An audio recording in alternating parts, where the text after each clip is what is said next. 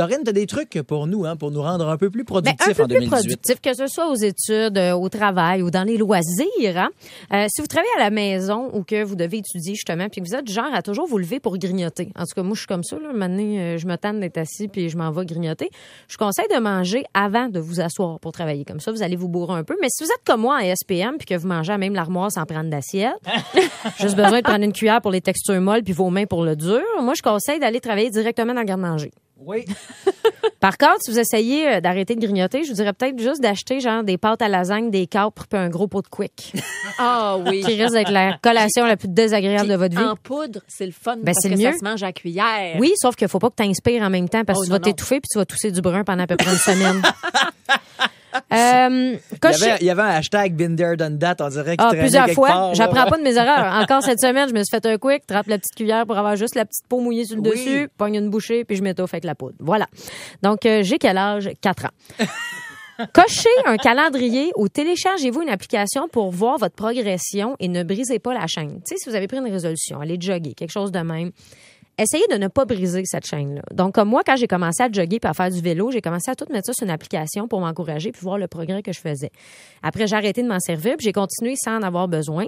Un an plus tard, je faisais pas aucun exercice puis là, je suis raquée après avoir toussé 2 fois d'affilée. Donc, tu vois, c'est super utile. Bon, vous avez des sourcils partout d'en face. Le cerne autour de votre bain a dit son premier mot ce matin, puis ça fait 3 jours que le cadavre que vous étiez supposé enterrer commence à empester dans le sous-sol.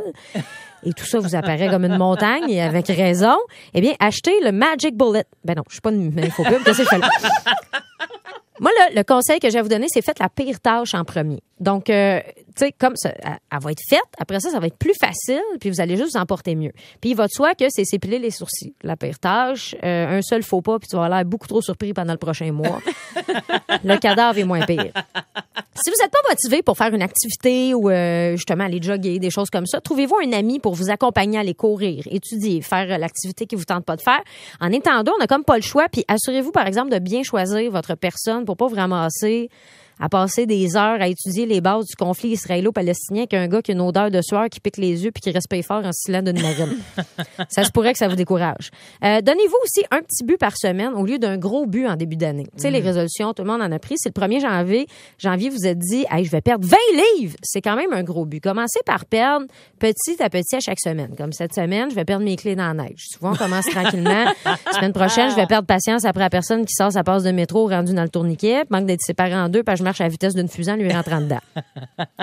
Aussi, donnez-vous un but simple avec un temps déterminé. Comme, je vais aller courir 3 fois par semaine. Là, faites-le pas, culpabilisez, soyez essoufflé en montant les marches et mourrez prématurément dans d'atroces souffrances. Et ça, ce qui m'amène à mon dernier truc, toujours envisager le pire.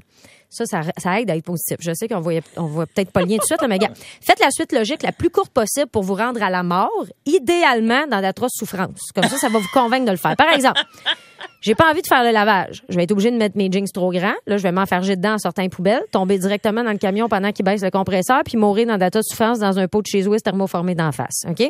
Tu vois? J'ai fait la suite logique. Oui, Donc, c'est logique. Très logique. c'est mieux de faire le lavage. Fait que quand vous allez être maître dans le domaine, vous allez pouvoir passer directement de la tâche à la mort sans faire le chemin. Fait qu'il faut que j'aille me laver, sinon je vais mourir seule avec le genou qui plie dans le mauvais sens. Tu vois, c'est super facile.